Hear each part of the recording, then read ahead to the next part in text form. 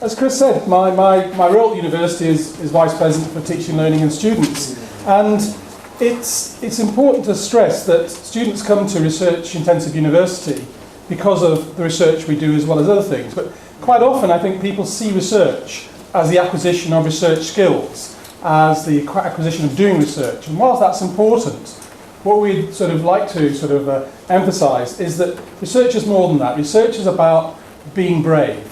Research is about being creative. It's about intellectual curiosity. It's about advancement. And what I think we're going to hear today is very much somebody who has been all of those things. Somebody who's actually challenged the wisdom and has actually gone out and done that. And most important of all, has sought to make a difference. And that's a very important rationale for university within our goal of social responsibility. It's quite timely that we are talking today about inequalities, or I say we, this will be David, by the way, doing the talking, I'm just doing the fronting of this, because, in fact, the website of the university, and I invite you to go and look at it, has launched 5 research beacons.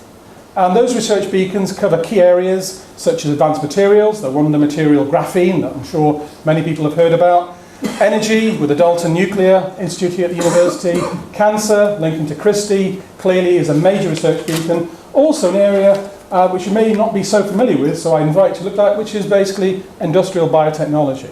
But the 5th, and arguably most important of all these research beacons, is in fact addressing global inequalities that we're going to hear more about today.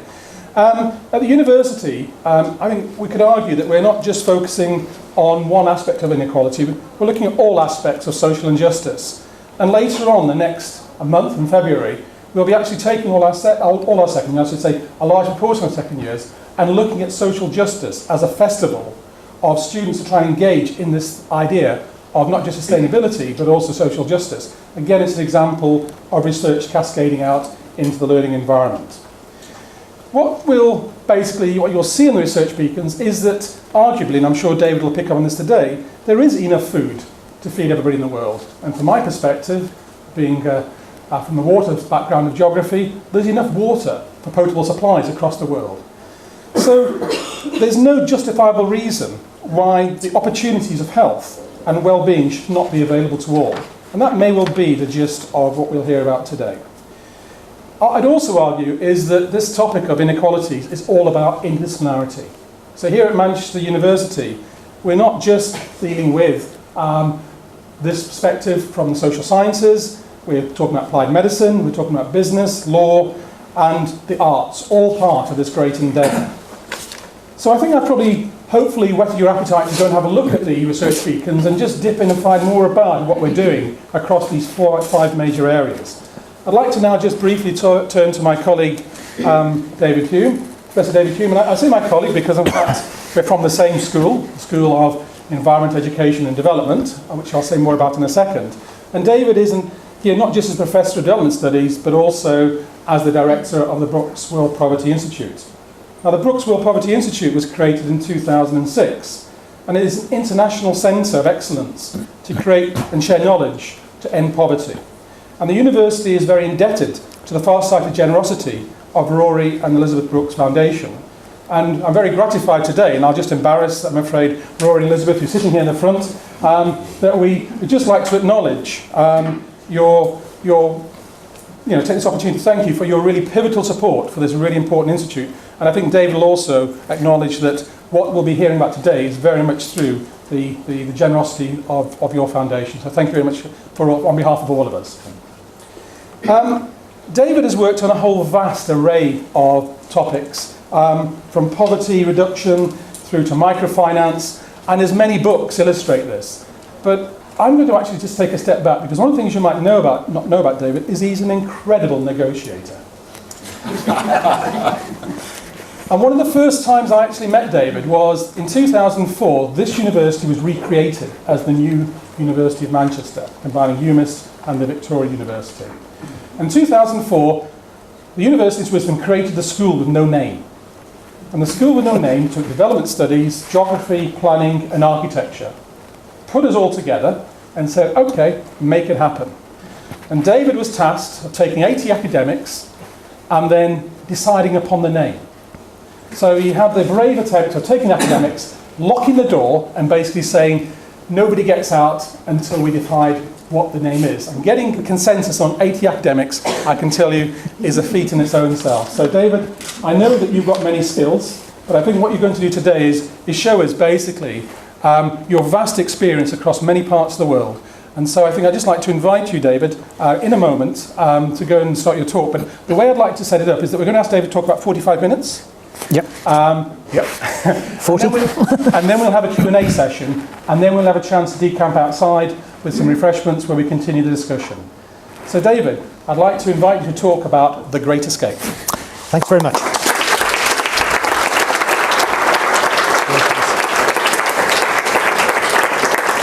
Okay, well, it's a great privilege for me to be able to lecture here tonight and to kick the year's events off. And thank you all again for coming in this inclement weather.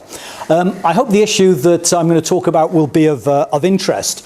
Much of the work that we do at the Brooks World Poverty Institute, at the Institute for Development Policy and Management, our Effective States Research Centre, is quite narrow and technical. My wife describes it as boring on that way. So I didn't think I'd sort of brush down one of my boring lectures, which are basically for academics who are interested in the same sorts of things. I thought I'd look at a fairly big question. So tonight I've taken this broad theme of trying to look at what's been happening in the world over the last 25 to 50 years, and thinking also about the way that what's been happening is presented and the types of perceptions that the public have of what is happening.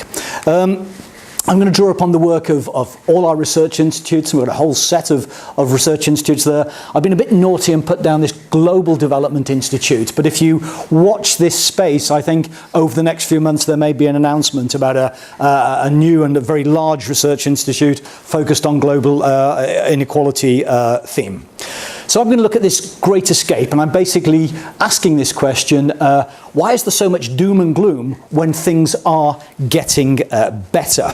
I'll illustrate it with statistics, but I'll also give you some readings, introduce you to some books if you do want to actually follow this up in any detail. But let's start off by asking the question, in a way, what do we think is happening in the world? And if you ask people, certainly in Europe and North America, but also further afield, about what's happening, then quite commonly they'll tell you that things are getting worse. Particularly if you were to ask them what was happening, for example, in Africa. They're almost immediately to think of Ebola and tell you that there are enormous problems with health, enormous problems probably with governance, and a set of other things. And I think if you look at public sentiment in the West, then it is actually pretty downbeat. People are very worried about what's happening in the Middle East and sliding over even into to Nigeria, about the rise of terrorist or fundamentalist groups which are managing to disrupt tens of millions of lives. There is evidence that the incidence of natural disasters around the world is increasing with climate change. This event in the Philippines over a year ago, but there are certainly cyclones and floods and droughts that are often reported in the media. If you follow what's happening in the European Union, then the final figures aren't in, but it looks like something more than 4,000 drowned Africans were washed up on the beaches of Italy last year. And in this incredibly unequal world in which we live, in which the Mediterranean separates rich Europe from much poorer Africa, then people quite logically are trying to get across to where the jobs are, to where the money is, and many of them aren't making it. Of course, to our great shame in Europe at the moment, we've been embarrassed by the number of refugees being picked up by the patrol boats, so we're not running as many patrol boats, which means the rate of drowning will increase because of the policy decisions that we're taking. And if you look at what we think about what's happening to ourselves, then certainly in the UK, austerity is causing a lot of stress and a lot of strain. A lot of people are facing problems. There is evidence to support this. I mean, this is certainly what we read in the media, that things are getting worse, but there's evidence. Certainly if you start to look at something like the state of national and regional and the global environment, then things are getting worse in terms of a number of indicators. We're now emitting 48% more carbon dioxide from the consumption of energy than we did in 1992. 1992 at the Rio Environment Summit, then that was when, for the first time, the penny dropped that we were actually beginning to change the global environment by pumping out so much carbon dioxide. But despite all of the science that's demonstrated this, a lot of that science coming from Manchester, then we've actually got 50% more emissions at the present time. Kevin Anderson, who works at the Tyndall Centre at this university, says that politicians talking about capping global warming at 2 degrees Celsius are joking. He is sure, and his work demonstrates, that we're guaranteed to achieve a 2 degrees Celsius rise in temperatures within the next generation because of what we've already done and because of the momentum of what we're doing. With China building 1 coal-fired power station every week, then things are going to hot up a lot more. Once we get beyond 2 degrees Celsius, then there's certainly a lot of evidence indicating that quite catastrophic and irreversible effects may occur, and that we'll have a whole set of impacts that will be negative in terms of livelihoods, probably in terms of health indicators and other things. And if you look at forest cover, if you look at pollution in the ocean, you'll find that those figures, despite all the things that have been said about reducing deforestation, about not contaminating the oceans, that we are certainly continuing to treat the environment as though it's limitless, although we know it has limits. If you look at inequality, the university's new beacon theme, then you might have heard the Oxfam report that was launched at Davos last week. Today, 80 people own as much wealth as half of the world's population, as about 3.5 billion people. 80 people have the same wealth as 3.5 billion. That is accelerating so fast that by 2016, 1% of the world's population will have the asset values of the other 99% if something doesn't happen. And we are seeing rises in inequality at a quite phenomenal rate. You might have seen Thomas Piketty's book on this, Capital in the 21st Century, in which he argues that if you look at what's happening in contemporary capitalism and historically in capitalism in Western Europe and North America, then the returns to capital are usually much greater than the returns to labour, and that during the 20th century we've had a 60-70 year period during which labour did well, but now we've gone back to the historical norm, and so he argues that inequality is likely to keep on rising with the economy that we've got. It's a great book if you want to read it. 760 pages. Even as an academic, I've only managed to read the introduction and the conclusion. I will get to the middle bit at some stage, but it's very long. If you look in a way at other forms of inequality, and if you look at social exclusion and the way that people are discriminated against, the way that they are treated different in social terms or in political terms, or the way that jokes are made about them that let them know that they're not one of us, they're different, they are inferior. Sometimes these things are very subtle and very nuanced, but then we still see high levels of exclusion in terms of gender, in terms of ethnicity, in terms of race, in terms of minority religions, in terms of disability. And the most recent figure that I was looking at actually argues that modern slavery, that in the present world in which we live, despite the abolition of slavery, when are we going back to? In the 1830s in the UK, in the late 19th century in most of the world, then there are still 21 million men, women and children who are enslaved today. Let's put the report up there. We've had a chronic poverty research centre that's been looking at these extreme forms of deprivation, and the chronic poverty research centre that we ran at Manchester for 10 years did a lot of work trying to highlight the problems of these particular groups of people. But there's also a lot of evidence, if you look at it, that things are getting better. And I'd like to take a little bit of a look at that evidence now. That photograph actually is some of the evidence that we've got here. I don't know whether Rory and Elizabeth can recognise it. The Brackhead Quarters. When you look out of the window, one of the conditions that Rory and Elizabeth had to undertake when they agreed to give us the money was for Brooksville Poverty, that they agreed to come out to Bangladesh, and so they did actually come and look at poverty for several days with us and talk to poorer people and find out what was happening. We went a bit on the left. You went to the Corral a bit on the left, yeah. And we've got inequality here. On the left, you've got one of the largest slums in Dhaka. On the right, you've got the middle-class apartments that are being built. But as I'll show in a little while, this urbanisation can be seen as incredibly problematic, but it's actually also associated with a whole set of positive things. Increases in people's income, increases in their life expectancy, increases in their access to health services. So how are things getting better?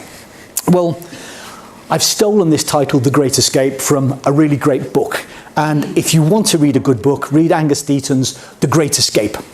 It's a great book because he's a really sophisticated econometrician. He can do formulae like you just can't imagine, just like beyond belief and that.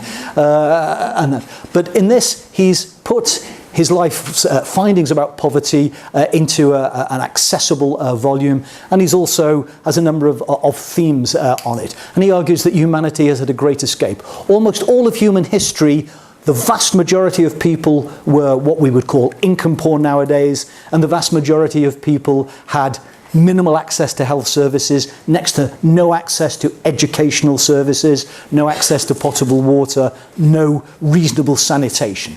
And what he argues is in the last 200 years, we've had this amazing great escape. Not everybody, but a majority of the world's population are certainly have higher incomes and are wealthier than the antecedents were, and life expectancy is vastly improved. And he charts that in an excellent and very interesting way. But there are other books on this. Charles Kenny wrote a book about getting better. This talks about why global development is succeeding and how we can improve things even faster, how we can do even more. And that again traces a whole set of different elements of economic and social and political progress, and demonstrates that although progress is not smooth and not always necessarily occurring, that things have got steadily better for him over the last 300, 400, 500 years, he argues. Finally, it's quite a large volume again. Why do academics write these large volumes, actually? But very accessible. Steven Pinker, great book he wrote, The Better Angels Are Nature, Why Violence Has Declined. And he does a global review of violence, and he agrees that levels of violence are presently high. Whether you're looking at forms of warfare or whether you're looking at domestic violence or crime. But he charts very clearly in the book the way that violence, again, was relatively normal in societies in historical terms. Nowadays, then, for most of us, it's relatively exceptional that we will be threatened with violence or will experience violence. And so there is a vast literature demonstrating that things are getting better. Just looking quickly at some of the data. Incomes are rising. If we look at global income, then GDP per capita, in a way, the income of the average person.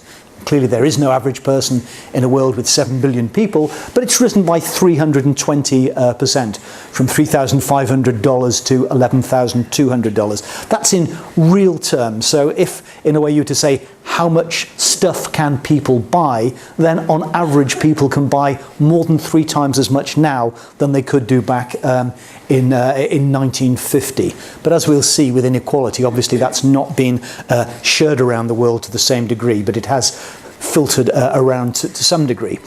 If you look at the UK, and I've just put the figure down there because at times we do seem to be despairing, then if you go back to 1950, then it's actually over 500% that incomes have increased. So there have been pretty dramatic changes in people's incomes.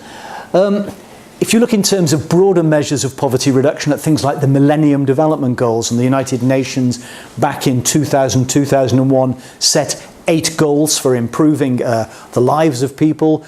These concern increasing incomes, but reducing hunger, getting all children to primary school, improving access to health services and reducing mortality of pregnant women, of children, promoting gender equality, a whole set of different goals.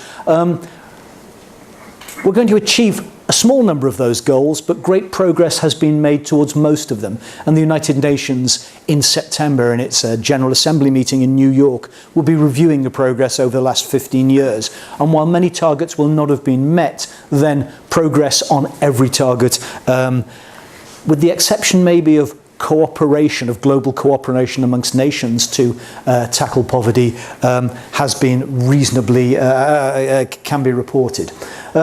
Let's just look at some of the data. I don't know whether you can see these, but I'll just talk you through it briefly if you want to. If you look at poverty reduction, this is poverty reduction measured in terms of whether people are earning $1.25 a day. It would take me 10 or 15 minutes to explain this, but $1.25 a day is actually a very basic income.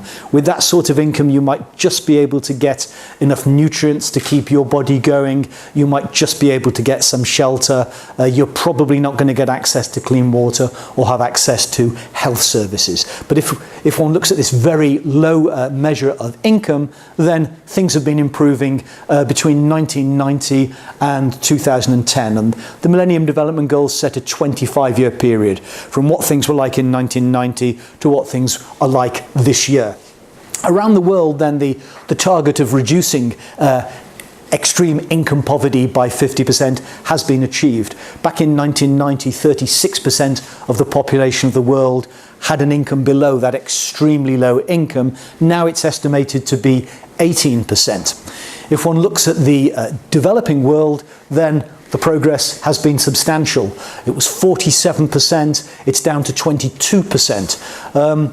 But of course, much of the progress in the developing world has been in China, which has had incredible economic and incredible social progress over the last 25 years. But even if you exclude China, then the progress is pretty substantial, down from 41% of the developing world's population, excluding China, to 26%. But I think, as you'll see it doesn't quite reach this little line here, and that means probably that the Millennium Development Goal, if you were to strip China out, will not be achieved. So in South Asia and in much of sub-Saharan Africa, we've just failed to reduce poverty by half.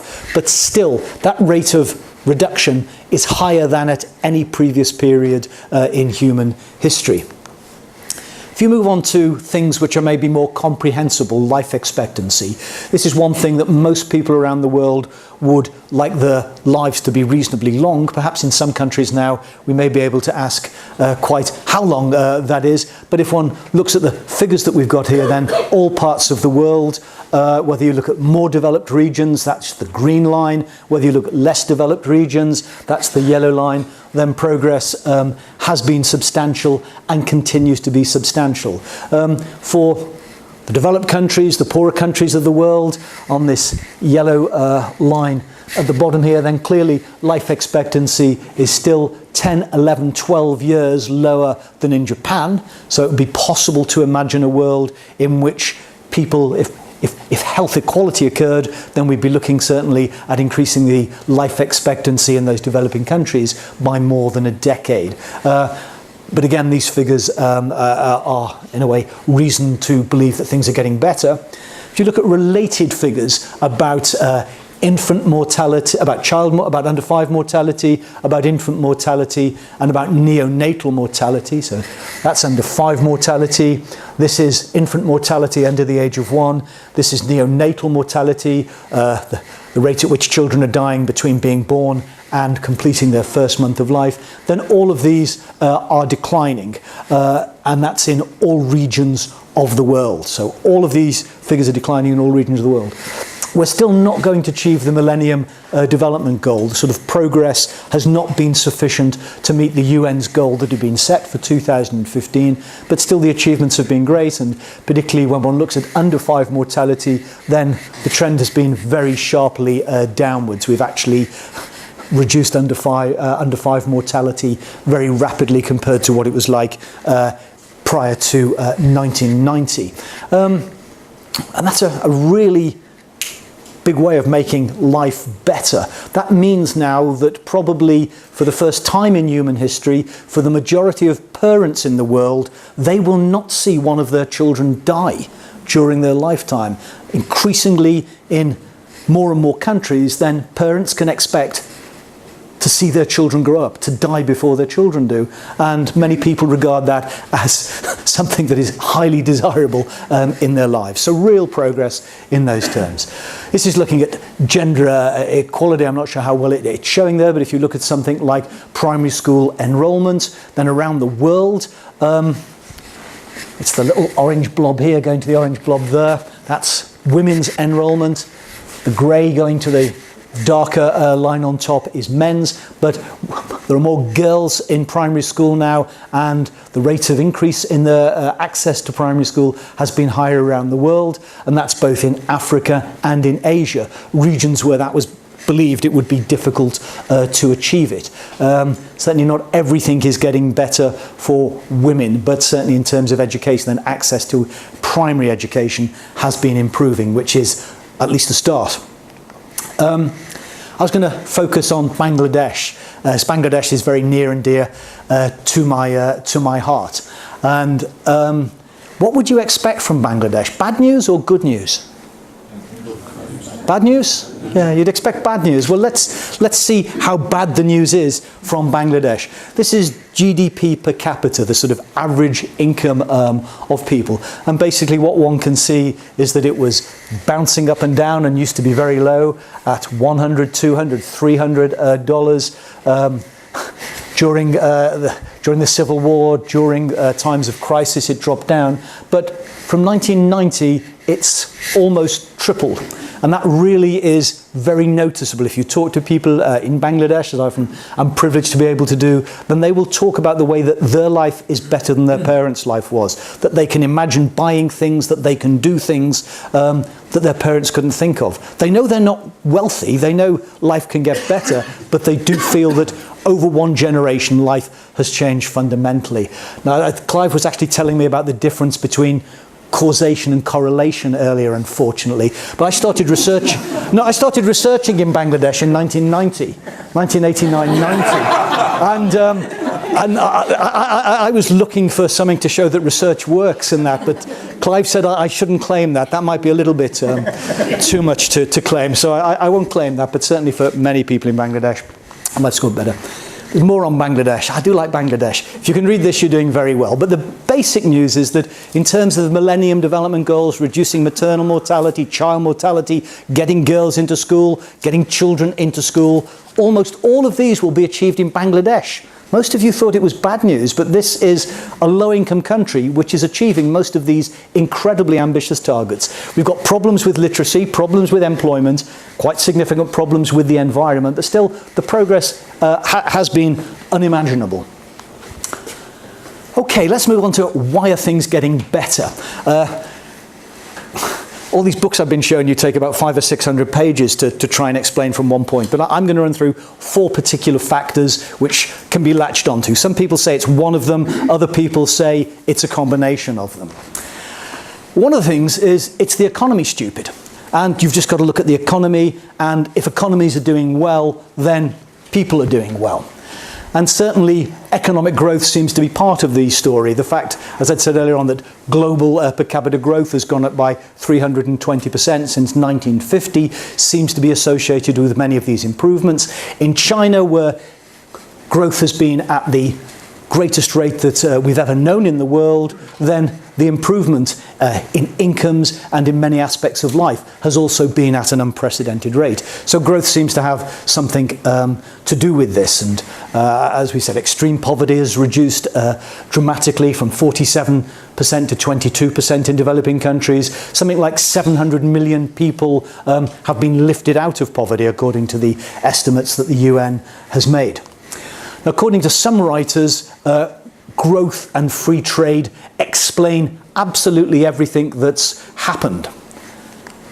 Okay, see this book by Deepak Lal, Poverty and Progress? I want you not to buy this book, okay? Steal it from a library if you want to and read it and then throw it away, because I think it's just not evidenced, and it's a very bad book. What Deepak Lal tells us is that it's all growth and it's all free trade. That explains everything. He also tells us that climate change has been manufactured by the countries of Europe to keep the poor world poor, And he tells us that all the climate scientists are a conspiracy, pretending that climate change is occurring. So he's moved to a fairly extreme position in this. So I don't think he illustrates it well, but there's certainly a strong argument, though, that says that growth is a very strong part of explaining it.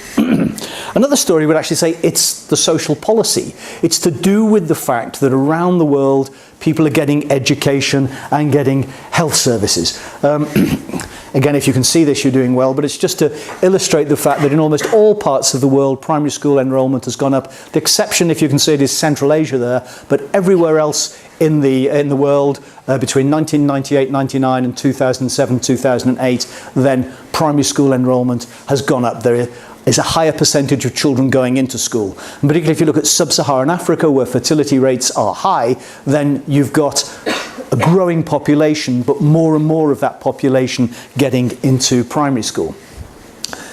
When people get into primary school, and particularly when girls get into primary school, then their income earning potential goes up, they usually marry later, and they usually have children later, and fertility drops.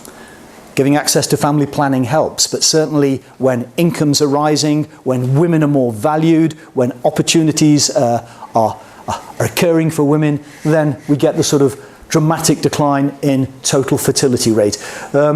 This is the number of children that on average a woman would be expected to have if we average it out for the world. When we go back to 1970, then it's round about 5 children per woman in the world would be expected. We're now down to 2.5. That's down to half. And so in most parts of the world, we're moving much closer to being able to stabilise population.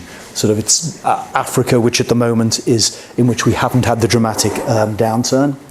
And if you just look at something like drinking water, then the access to drinking water Millennium Development Goal target has already just been achieved. So the whole set of social policy areas in which things have got better, in education, in health services, in terms of gender, in terms of access to water. But a very powerful argument, perhaps the most powerful academic argument in recent times, is it's the politics, stupid. You've got to go back to the politics. And certainly there's a very strong body of theory at the moment which is saying if you want to explain economic growth, if you want to explain improvements in human development and social policy, then you've got to look at political changes. And political changes have actually been often slower than growth processes, often slower than processes for human development. But I've illustrated them a little bit here.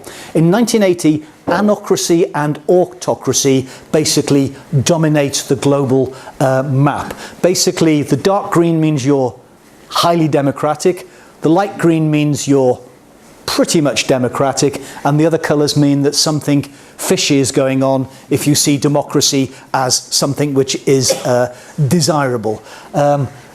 Anocracy, it's actually a word that academics haven't shared particularly outside of social science, basically describes all of the messy bits. You can identify the democratic bits of the world, you can identify the authoritarian bits of the world where you've got a dominant leader, but then quite a lot of the world is rather messy. It's clearly not democratic in the way that a political philosopher would describe democracy, but it's got elements of democracy. But democracy was relatively rare in 1980. When you move on to 2012, then actually democracy, if you look at the green, the dark green and the light green, has spread across the world, and in a way relatively few parts of the world are actually authoritarian. Most of the world is democratic or anocratic in that sense. A whole set of writers have been looking at this. Why Nations Fail, Acemoglu and Robinson, a great read if you want to understand the way that politics have been changing over the last 2,000 years. They argue very persuasively that, in a way, we have a false idea. People think the world's in a mess at the moment politically, but actually it is slowly getting better. We come out of highly disorganized social groups in which violence was a norm, and we've only learned over the last 200-300 years to form nation states. It's only over the last 60, 70 years that we've thought about global governance, about trying to get multilateral institutions functioning. And they point out that only 35 to 40 nations could be regarded as well run, but that's much better than the 20 to 25 years ago. Do seem to be very slowly adding a nation or two each year. Often they join the OECD, the club of rich countries, as they do that. But they argue that actually political change is something that's very nationally specific and not something that is easy to manage. In The Shadow of Violence by Douglas North, another great theorist, but he points out again the way that we tend to see violence as something which is deviant, but in human historical terms, it's only in relatively recent times that we've assumed that violence is not something that is normal. Finally, from Manchester, we just produced a great book, The Politics of Inclusive Development. My colleagues Sam Hickey, Kunal San and Badru Bukenya. And this is coming out of a major research program we've got that's looking at why some states become effective and other states don't become effective. Because if you're looking at big turnarounds in economic growth or in human development, then it's often associated with national states somehow beginning to improve what they're doing for their people. Finally, I'm going to move on to a fourth factor which is often omitted, but it's one that's increasingly beginning to filter in. I was going to call it the communications, but communications can sound rather professional. This basically says people talking to each other explains a lot of the growth and a lot of the human development. Public knowledge, as it diffuses, allows people to increase their productivity, to improve the way they're living. People talking about very simple things like washing hands.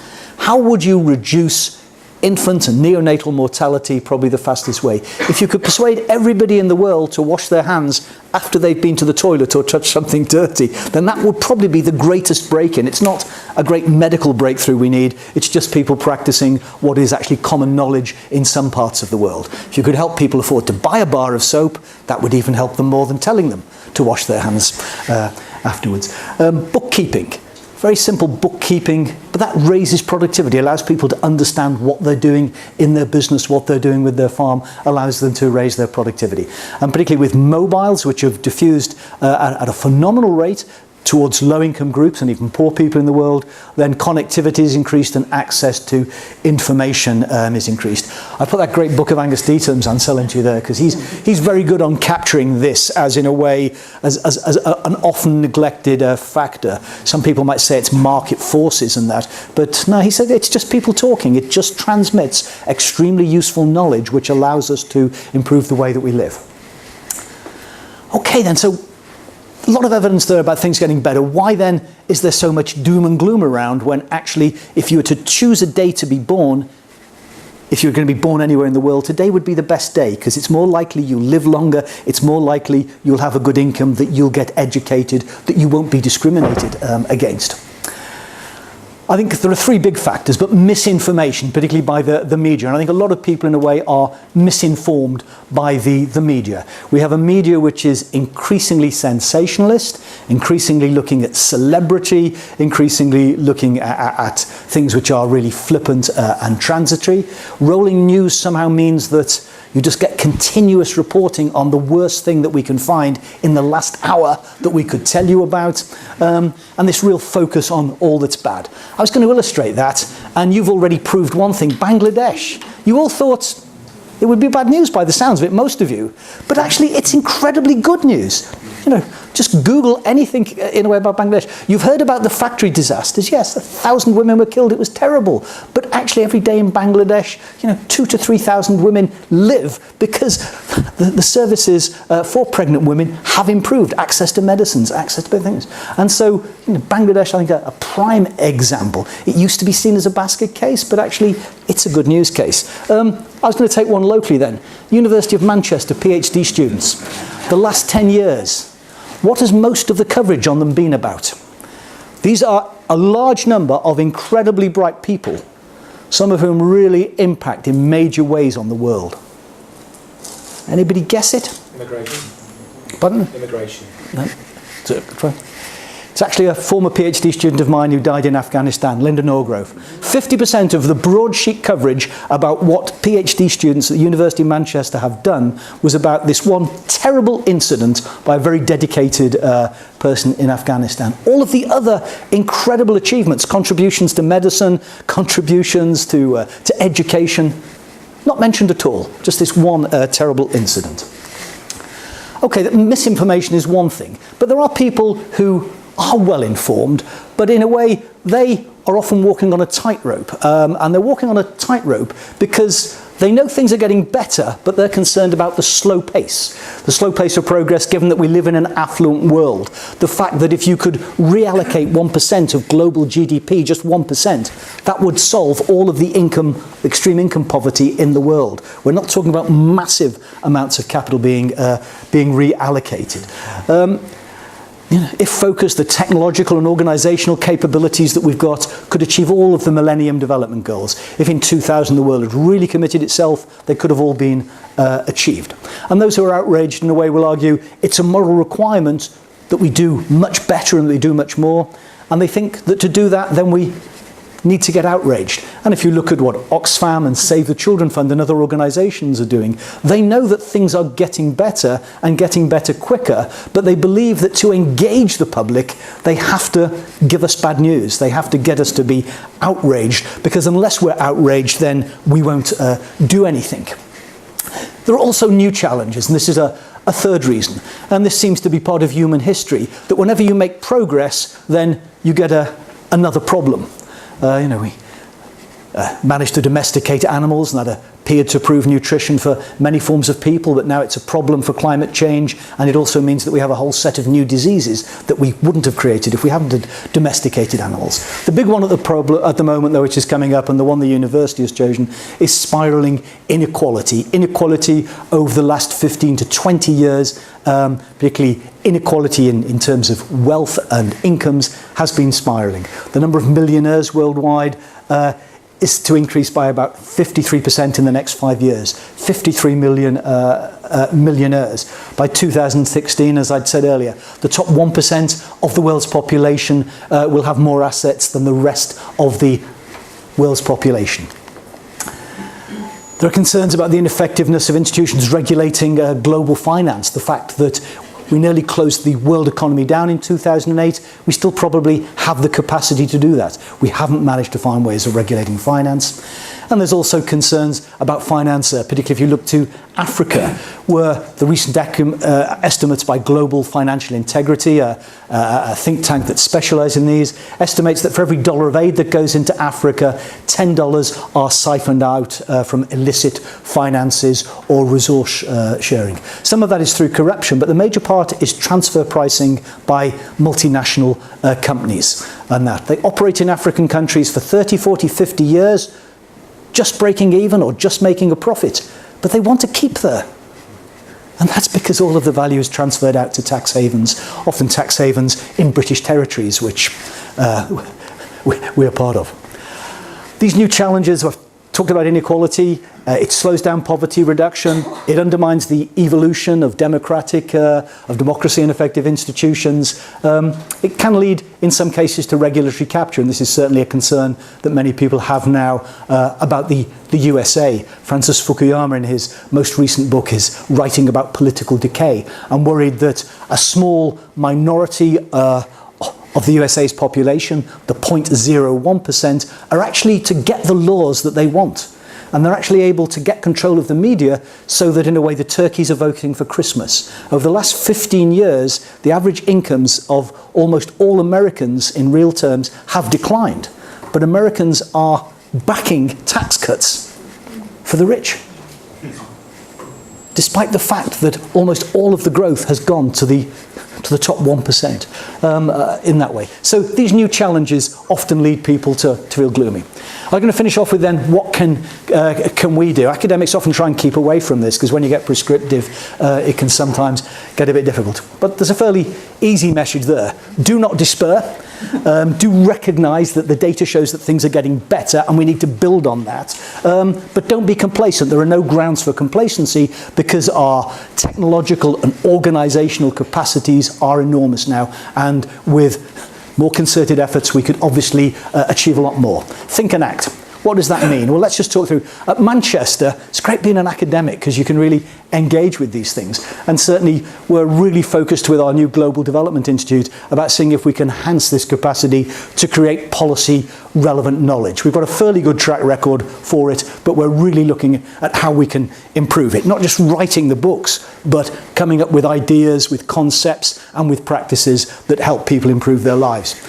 A major focus of this is co-producing knowledge with our partners. Sometimes those partners are researchers in Africa and Asia and other parts of the world. Sometimes then they are grassroots communities in urban areas who we can try and build data sets with, who we can raise and try to empower their capacity to create useful knowledge and to demand that they get the services, they get the resources that they need and deserve. We're shifting from focusing exclusively on poverty reduction to looking at poverty and inequality worldwide, and also to looking at sustainability and the promotion of climate justice. Quite clearly, climate change has been created by the rich world. It is, our industry is around about 2/3 of the carbon dioxide in the atmosphere comes out of Europe, North America and Japan, and so we need to deal with the problems proportionally to that. Often this involves communicating the knowledge that's created to policy elites in the rich and poor worlds, and also raising public understanding of global development, helping people understand the ways in which they might change the world or the ways in which they could push their governments. Whole set of books. Take a look on our websites, I'll give you those at the end, on celebrity, on social assistance, on how to govern the commons, on what to do about urban poverty, social protection in Bangladesh, just give money to the poor, should rich nations help the poor. If you take a look at our websites then, we've got a lot of work coming out on that. Some of it very academic, but like these last 2 volumes, some of them aimed at the broader public, just to try and get them to engage with ideas about development. You can think about personal choices. We academics can do it, but everybody can do it. Make a contribution to an NGO, but choose it carefully. Do you want a humanitarian NGO or a development NGO? A human rights NGO or a campaigning NGO such as War on Want that is really trying to tackle global financial flows and that. A southern NGO, BRAC International, from Bangladesh now operates around the world. You can actually give money to a southern multinational NGO rather than a northern one. You can look at ways of reducing your carbon footprint. As our colleague Stephanie Barrientos has done lots of work on, you can look at buying fair trade products and letting retailers know that you're concerned about what's happening. You can particularly do that in the UK with milk at the moment. I've not time to go into that. You could ask your pension fund about whether it's got an ethical investment policy. More generally, you could think about your views on development issues. Do you need to read a bit more? Do you need to think a bit more? Do you need to keep up to date with the data? Just go to the UN website if you want to, and you can find masses of data about what's happening in every part of the world on living standards. You could think about whether you support multilateralism. The UN is in a real mess, but it's as good as we've got. And it has been very slowly improving in a number of ways, and getting the UN to function better is certainly part of what we need. You can think about using personal networks to talk about what should be done. And given where we're going, you could question your constituency candidates. UKIP wants to reduce British aid by 85%.